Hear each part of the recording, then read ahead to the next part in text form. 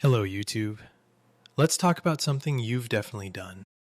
And your great-great-great-great-grandparents definitely did too, even if none of them ever touched a cigarette. Picture this. You're crouched by a fire. It's dark outside the ring of light. Smoke is curling off the flames, and some of it, not all of it, but enough, drifts straight into your face. Your eyes sting. Your throat itches. You cough. You wipe your eyes. And you lean back in anyway, because the alternative is freezing. Scoot left, the smoke follows you left. Scoot right, it follows you right. There is no good seat at a campfire. There has never been a good seat at a campfire. Paleolithic humans figured this out the same week they figured out fire itself, and they have been losing that argument with smoke for roughly 1 million years. That's not a campfire story. That's Tuesday night. Every night. For about 1 million years. Now here's the picture most people carry around in their heads when they hear ancient smoking. Some guy in face paint. A carved wooden pipe passed hand to hand in a circle. Feathers somewhere. A drum in the background. All of it happening a few centuries before Columbus shows up and ruins everything. In this version of history, smoking is an old world tradition. Old, sure, but human scale old. A few hundred years, maybe a couple thousand if you're feeling generous. That's adorable, and also completely wrong. In 2021, archaeologists working a hearth site in Utah called Wishbone, yes, really, Wishbone, found 4 charred wild tobacco seeds sitting in a fire pit. That fire pit was 12,300 years old. That's not before Columbus. That's before the wheel, which means somebody, somewhere, was definitely standing over a perfectly square rock, frowning at it, wondering why it refused to roll anywhere useful. It's before writing, so nobody could even file a complaint about the smoke in a strongly worded letter to management.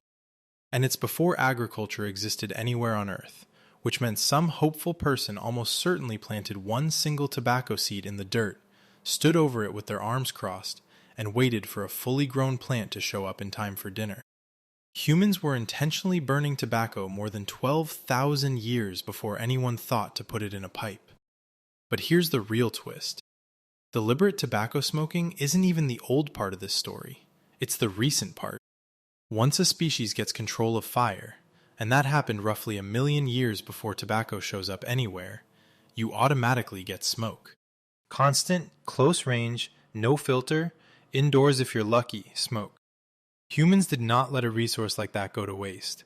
They burned anything that produced an interesting smell, an interesting feeling, or an interesting effect on the body. Tobacco was just one entry on a very long list of stuff people decided to set on fire and breathe in. Let's go through the list. Try to keep up. First, ritual smoke. Long before tobacco was even a category in anyone's head, people across the Americas were burning psychoactive plants. Wild tobacco, nightshade relatives, mugwort-like herbs, specifically to talk to the dead, diagnose illness, or get a glimpse of the future. Nobody was chasing a nicotine buzz. They were chasing visions. The pipe wasn't a habit, it was religious equipment. The Ice Age equivalent of a direct line to the spirit world, except the line was on fire and mildly hallucinogenic, and you definitely couldn't put it on hold. Second, pest control.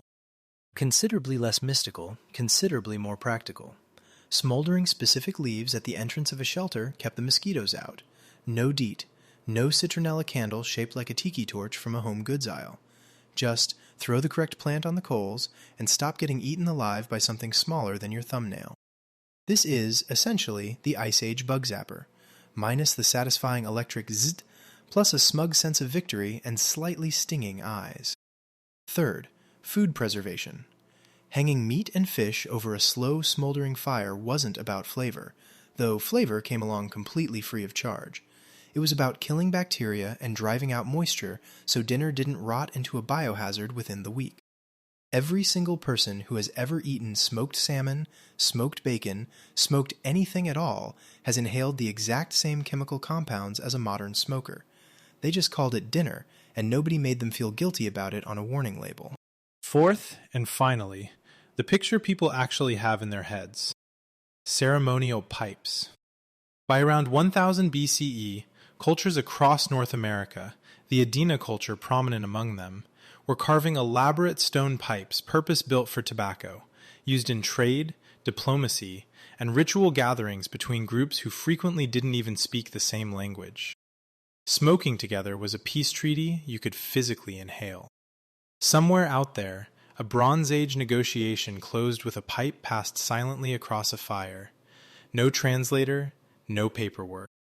Modern diplomacy needed an entire building in Geneva to replicate that trick. They had a rock with a hole drilled in it. So, tobacco smoking is old. Genuinely, certifiably old. But there's a myth hiding underneath that myth, and it's the one that should actually bother you a little.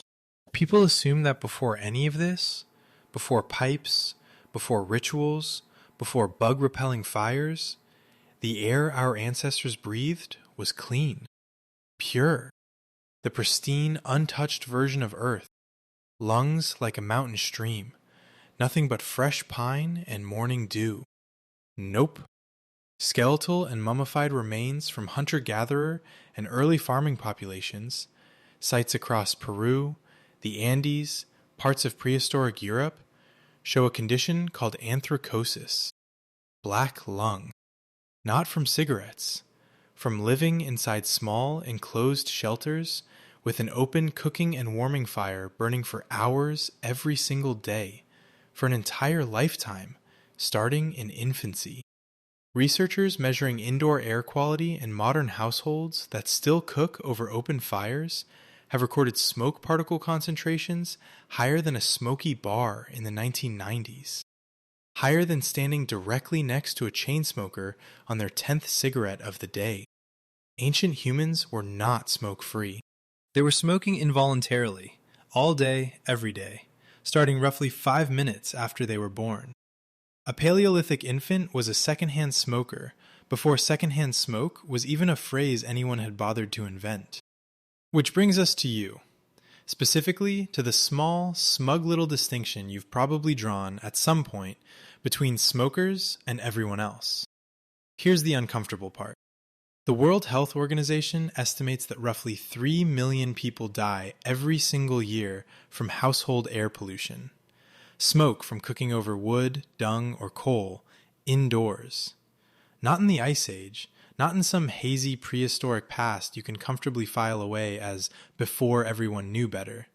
This year, while you're watching this video. That exact ancient lifestyle, fire, enclosed space, lungs full of particulate matter from infancy onward, never actually stopped happening for a huge percentage of the planet. It just stopped being something wealthy countries had to think about. We didn't outgrow the smoke. We just outsourced to us to breathe it. So the next time you picture that guy in face paint, passing the ceremonial pipe around the fire, go ahead, keep the image. It's accurate. He is, very specifically, 12,300 years into a tradition. He just never found out he was, technically, a non-smoker's worst nightmare since approximately the day he was born.